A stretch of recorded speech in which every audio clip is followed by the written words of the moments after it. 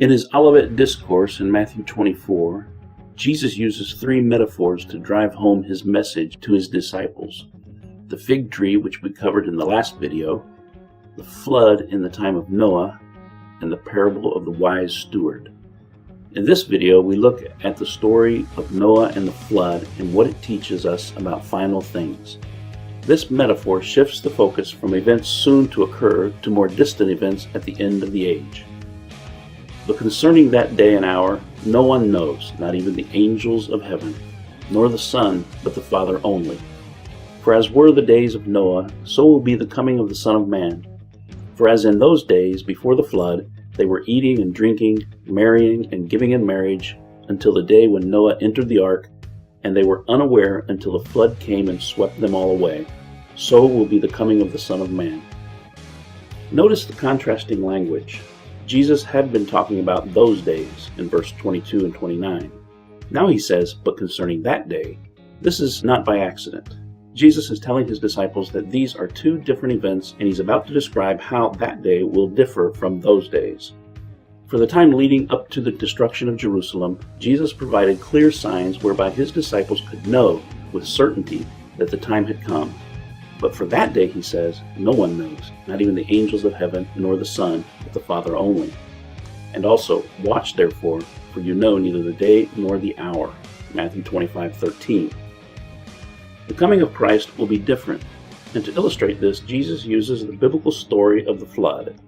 For as were the days of Noah, so will be the coming of the Son of Man. For as in those days before the flood, they were eating and drinking, marrying and giving in marriage, until the day when Noah entered the ark, and they were unaware until the flood came and swept them all away. So will be the coming of the Son of Man. Paul says something similar in his epistle to the Thessalonians, but instead of the flood, he uses the example of a thief in the night. Now concerning the times and seasons, brothers, you have no need to have anything written to you, for you yourselves are fully aware that the day of the Lord will come like a thief in the night. While people are saying there is peace and security, then suddenly destruction will come upon them as labor pains come upon a pregnant woman, and they will not escape. 1 Thessalonians chapter 5, verses 1 through 3. How is the flood similar to the second coming of Christ?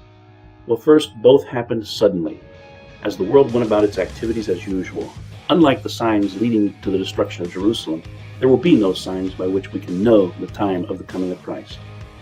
This is also what the thief metaphor is all about. Behold, I am coming like a thief. Blessed is the one who stays awake, keeping his garments on, that he may not go about naked and be exposed. And that's in Revelation chapter 16, verse 15. Secondly, in both cases, God takes away the wicked so that humanity can have a new beginning. The English Standard Version translates this, the flood came and swept them all away. The New King James Version says, took them all away. The word is aido, and it means to take up or away, to put away, to remove, to take. Compare this with the parable of the tares. The enemy who sowed them is the devil. The harvest is the end of the age, and the reapers are the angels. Just as the weeds are gathered and burned with fire, so will it be at the end of the age. The Son of Man will send his angels, and they will gather out of his kingdom all causes of sin and all lawbreakers, and throw them into the fiery furnace. In that place there will be weeping and gnashing of teeth. Then the righteous will shine like the sun in the kingdom of their Father. He who has ears, let him hear. And that's in Matthew 13:39-43. So God first removes the wicked, and then he establishes the final state of Christ's kingdom. Jesus adds further illustration of this point in verses 40 and 41. Then 2 men will be in the field, one will be taken and one left. 2 women will be grinding at the mill, one will be taken and one left. The context demands we interpret these words as showing that the wicked are the ones taken and the righteous are the ones left. At Christ's coming, God will purge the earth of the wicked, so that his will be the only kingdom remaining. In verses 42 to 44, we return to Jesus' main point for the entire discourse, which is to stay alert. Therefore, stay awake, for you do not know on what day your Lord is coming. But know this, that if the master of the house had known in what part of the night the thief was coming, he would have stayed awake and would not have let his house be broken into. Therefore you also must be ready, for the Son of Man is coming at an hour you do not expect. This is the theme that ties the two events, the destruction of Jerusalem and the second coming, together. In both cases, the people of God are to be vigilant. You do not know on what day the Lord is coming. Because we do not know, we must not fall into a state of idleness. We must be found doing his work when he returns.